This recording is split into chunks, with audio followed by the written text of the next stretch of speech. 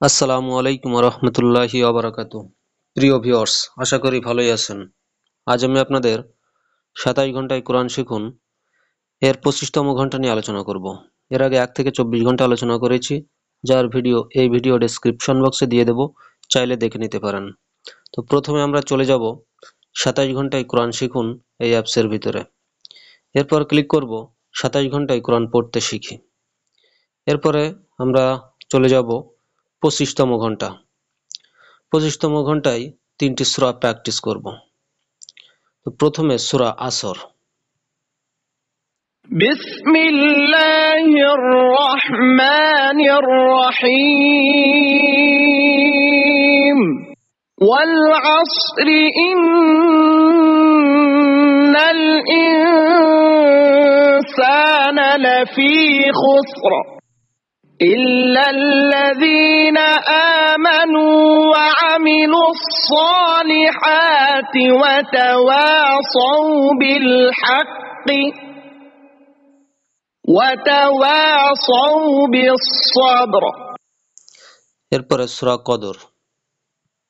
بسم الله الرحمن الرحيم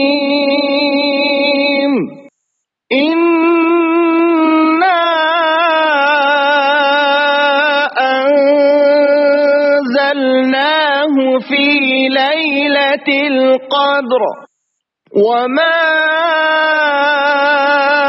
أدراك ما ليلة القدر ليلة القدر خير من 1000 شهر تنزل الملائكة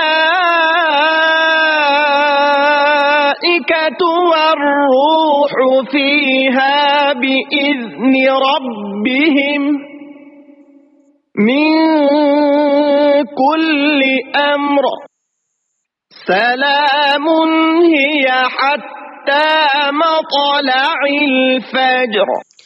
এরপর সূরা ফজর। بسم الله الرحمن الرحيم يا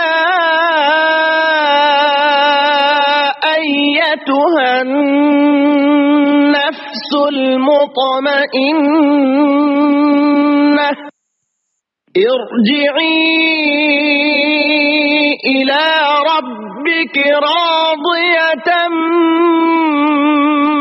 مرضية فادخلي في عبادي وادخلي جنتي. সূরা ফজরের আমরা 4টি আয়াত প্র্যাকটিস করলাম। ভিডিওটি দেখার জন্য আপনাদের অসংখ্য ধন্যবাদ। আশা করি ভালো লাগছে। যদি ভালো লাগে চ্যানেলটি অবশ্যই সাবস্ক্রাইব করে দিবেন। লাইক, কমেন্ট, শেয়ার এগুলো আপনাদের ইচ্ছা। তবে আপনাদের কাছে বারবার অনুরোধ করি, আপনারা সহি শুদ্ধভাবে কোরআন শিখুন এবং নিয়মিত কোরআন তেলাওয়াত করুন। আমার জন্য দোয়া করবেন, আমিও আপনাদের জন্য দোয়া করি।